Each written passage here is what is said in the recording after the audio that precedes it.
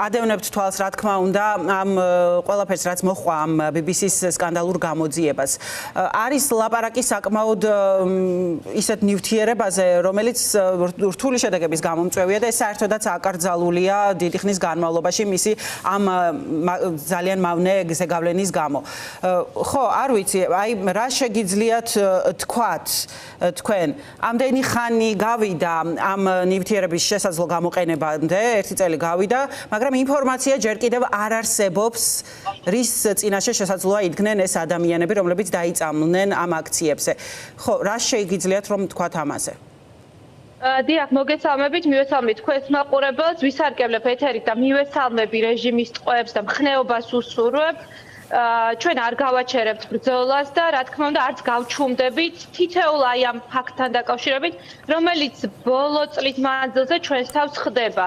თავი რომ დავანებოთ იმას, რა დამოკიდებულებაც ჰქონდა ეგრეთ წოდებულ ხელისუფლებას საკუთარი მოქალაქეებისადმი, თუნდაც ამ განვლილ პერიოდამდე. რაც შეეხება კონკრეტულად ამ საშუალების გამოყენებას, იმ დღეებში, როდესაც დაიწყეს მათ ამ ნივთიერების გამოყენება, ჩვენ სამედიცინო საზოგადოების წარმომადგენლებს, ისევე როგორც პოლიტიკური საზოგადოების წარმომადგენლებს გაგვიჩნდა ეჭვი, რომ ეს არ იყო ის საშუალება, რომელიც დაშვებულია ზოგადად, იმიტომ რომ ჩვენ არაერთი დარბევის მონაწილე ვყოფილ ვართ და საკუთარ თავზე შეგვიძლია აბსოლუტურად შეუიარაღებლად ვიგრძნოთ და განსაზღვროთ განსხვავებები, რომელსაც ადამიანები განიცდიან ამა თუ იმ ნივთიერების ზემოქმედების დროს და პირველივე დღეებში ჰქონდა რეაგირება.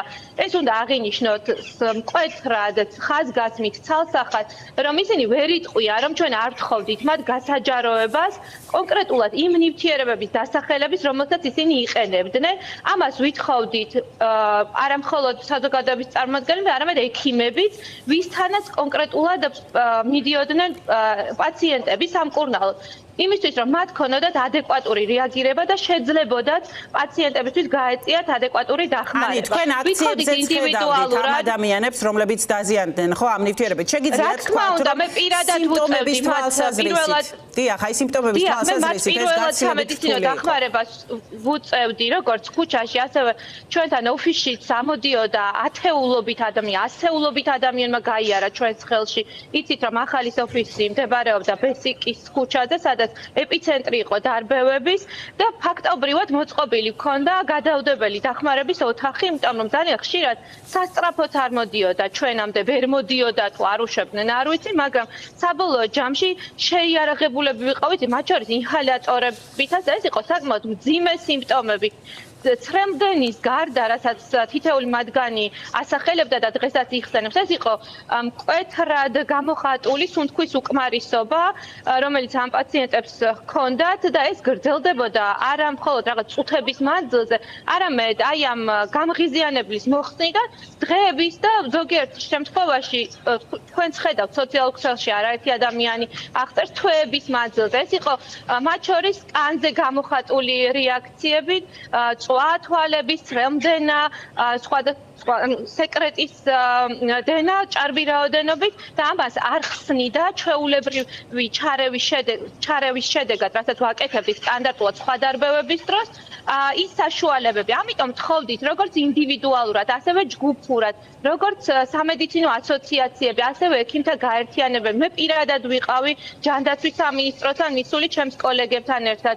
Ქონდა განცხადებები და ამის მიუხედავად მათ ერთი განცხადებაც არ გაუკეთებიათ, ერთი პასუხიც არ გაუწია ჯანდაცვის სამინისტროს და ეგრეთ წოდებულ მინისტრს ამ ნივთიერებებთან დაკავშირებით. ისევე როგორც ჩვენ რატომ არ აკეთებს ამას? ან ახლა მაინც თუ არის ვალდებული პასუხისმგებლიანი სახელმწიფო უწყება, რომ ამდენი ხანი კი გავიდა, მაგრამ იქნება ამ ადამიანებს ხანგრძლივი ეფექტი გამოხვათ, ხო, ამ მოწავლის შემდეგ და ახლა მაინც რომ მიაწოდეს ინფორმაცია ან დაეხმაროს ამ ეფექტების აღმოფხვრაში.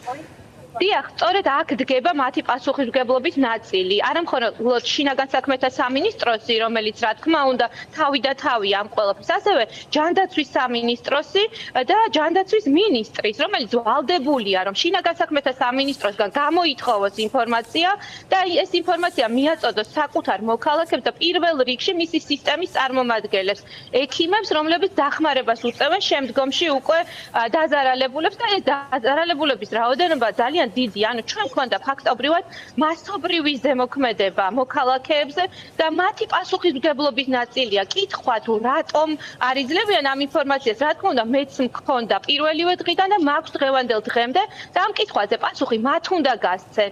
და რაც არ უნდა მოინდომონ, ახლა გადააბრალონ ადამიანებს, რომლებიც დაზარალდნენ, ადამიანებს, რომლებიც იკვლევდნენ, მათ შორის ჩემს კოლეგებს და იკვლევდნენ ამ პაციენტებს და დაზარალებულებს, მათი პასუხისმგებლობის საკითხი დგას და ისინი ვერ გაექცევიან ამ პასუხისმგებლობას, როგორ ძლიერად არ უნდა მოინდომონ ეს და საბოლოო ჯამში სიმართლე გამჟღავნდება. ძალიან რთული დღეები იყო იმ დღების მანძილზე და სამწუხაროა, რომ ლაბორატორიული კვლევა ვერ ჩატარდა. სიმართლე რომ გითხრათ, ადგილობრივი ლაბორატორიების ნდობა იმ პერიოდში მე არც მქონდა, მაგრამ მქონდა მცდელობა დავკავშირებოდი ორგანიზაციას, ეს არის ექიმები ადამიანის უფლებებისთვის, რომლებიც იყვნენ 9 აპრილის შემდგომ ჩამოსულები საქართველოში და რომლებმაც დაადგინეს სწორედ აკრძალული ნივთიერებების გამოყენება 9 აპრილის დროს. სწორედ ამიტომ მქონდა მცდელობა ისევ ჩამოსულყვეს, სამწუხაროდ ეს კონტაქტი ვერ შედგა, მაგრამ აი ამ სიუჟეტის შემდგომ და ჟურნალისტური გამოძიების შემდგომ, რა თქმა უნდა, კიდევ მექნება მცდელობა ქართველ ექიმთა საერთაშორისო ასოციაციის სახელით კვლავ მივმართო მათ და იქნებ გავაგრძელოთ უკვე ეს ამ ტიპის კომუნიკაცია მათთან. კითხოთ იმაზე, რომ თქვენი კოლეგა კოტე ჩახუნაშვილი, რომელიც ამ კვლევებში მონაწილეობდა, ახლა სუსში არის დაბარებული და არის ვარაუდი მოლოდინიც სამწუხაროდ, რომ შესაძლოა მის წინააღმდეგ დაიწყოს გამოძიება და რაღაცა მტრულ საქმიანობაში დახმარებაში დაადანაშაულონ ის.